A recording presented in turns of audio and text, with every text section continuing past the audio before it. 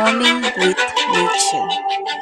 As the first light peeked through the window, a young boy slowly opened his eyes.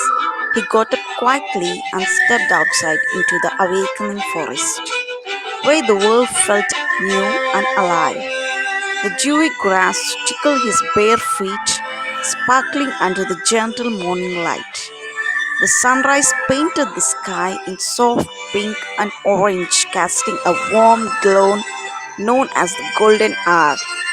A fresh breeze brushed against his face, carrying the whispers of the wind and scent of blossoming flowers. Around him, the chirping birds welcomed the new day, while rustling leaves danced gently in the trees. A soft morning mist hovered over the ground, adding a magical feel to the quiet woods. Everything was calm, a true tranquil moment wrapped in nature's hush. He smiled, watching the trees and flowers become sun kissed as the light grew stronger.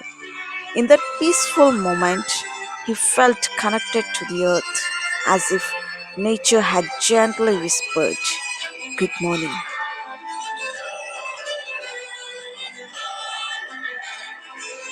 Thank you. Please like, share, and subscribe for more videos.